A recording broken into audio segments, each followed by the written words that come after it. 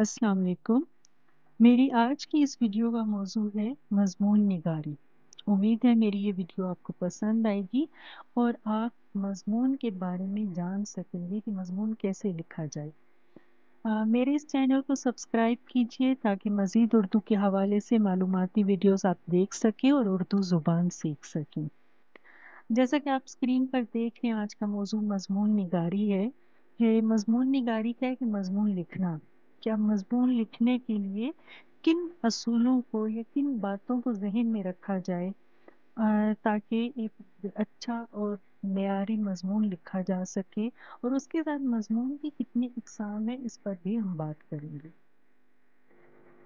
अब जब कोई मज़मून आपको दिया जाता है कि मज़मून लिखना है, मौजू दे दिया, तो सबसे पहले ज़हन में आता है कि मज़मून कैसे लिखें, कहाँ से शुरू करें, कैसे लिखा जाए।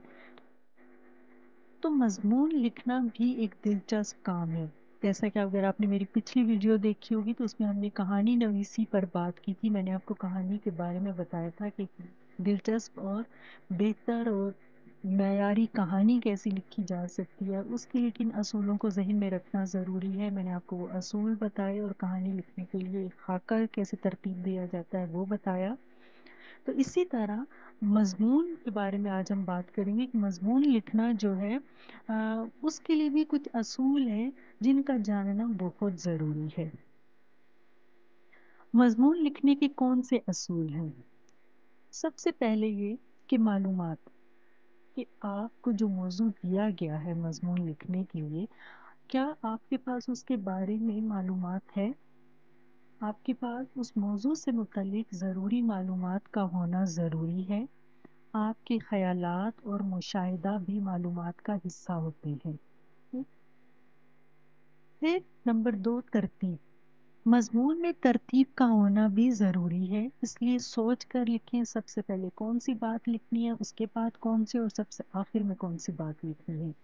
तो इसके लिए ज़रूरी है कि जब भी आप मज़मून लिखने बैठें तो आप उसका एक अलग से एक रफ़ खाका बना लें कि उसमें उसके अहम नकात लिख लें कि मज़मून जो जिस भी मौजू पर आपको मज़मून दिया गया है उसके अहम नकात आप लिख लें, दर्ज कर लें अपने पास कि मैंने जब मज़मून लिखना है तो उसमें ये बातें मुझे लिखनी है। ओके, जब आपके पास वो एक रफ़ ड्राफ्ट लिखा होगा, एक अहम नकात उसके आपने लिख लिए होंगे, तो आपके लिए मज़मून लिखना आसान हो जाएगा।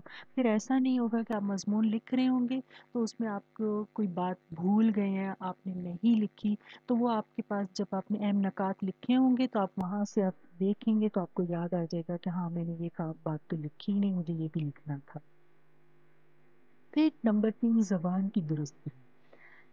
अब ज़बान की दुरुस्ती में अल्फाज की सही इमला, के आपने अल्फाज सही लिखे, जुमलों की मुनासिब साख, कवायद और रमूज़े औकाफ का दुरुस्त इस्तेमाल भी ज़रूरी है। रमूज़े औकाफ, रमूज़े औकाफ क्या है? जब भी हम कोई तहरीर लिखते हैं तो उसमें हम सक्ता का निशान, वक्फा, वावें, जैसे इंग्लिश के हवाले से कहें तो फुल स्टॉप, कॉमा, ठीक है, इन्वर्टेड कॉमर्स, ये सब रमूज़े एक औकाफ कहलाते हैं। मैं कोशिश करूँगी कि एक और मज़ीद वीडियो बनाऊँ जिसमें आपको रमूज़े औकाफ के बारे में बताऊँगी। मज़मून के हिस्से। अब जब हमने मज़मून लिखना है तो मज़मून के 3 हिस्से होते हैं। सबसे पहला तारुफ़ या तमहीद, यानी जिस मौजू पे भी हमें मज़मून दिया है हमने उसका तारुफ़ लिखना है, एक तमहीद बांधनी है कि मज़मून शुरू कैसे किया जाएगा। फिर नंबर 2, मतन या नफ़्स मज़मून, यानी जो जिस मौजू पे मज़मून लिखना है उसके बारे में बात की जाएगी। नंबर 3, इख्तिताम, फिर मज़मून का एक मुनासिब अंदाज में इख्तिताम किया जाता है। नंबर 1, तारुफ़ या तमहीद, ये मज़मून का पहला हिस्सा होता है। इसमें मज़मून का आगाज़ तमहीद बांधकर या मुख्तसर तारुफ़ के ज़रिए होता है। नंबर 2, मतन या नफ़्स मज़मून, इस हिस्से में असल मौजू पर इजहार ख्याल किया जाता है। इसे 2 या 3 नसर पारों यानी पैराग्राफ में लिखा जा सकता है।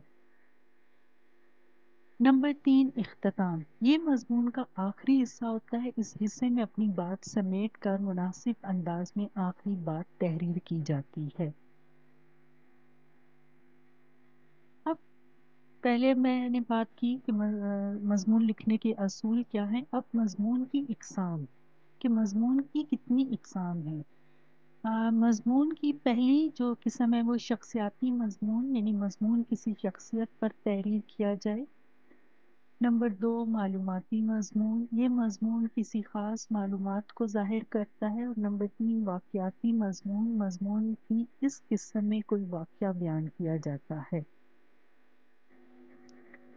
اب ہم نے مضمون کی اقسام بھی پڑھ لی، ان کے اصول پر بھی بات کر لی، تو اب آپ کے لیے ایک ٹاسک ہے کہ آپ نے کیا کرنا ہے کہ میں کچھ اشارے دے رہی ہوں، ان کی مدد سے ایک شخصیاتی مضمون لکھنا ہے، یعنی کسی بھی شخصیت پر۔ اب وہ شخصیت آپ کی پسندیدہ استاد بھی ہو سکتے ہیں، پسندیدہ استانی، یا آپ کا پسندیدہ دوست یعنی میرا پسندیدہ دوست۔ نمبر 3 میری پسندیدہ شخصیت یعنی آپ کی پسندیدہ شخصیت۔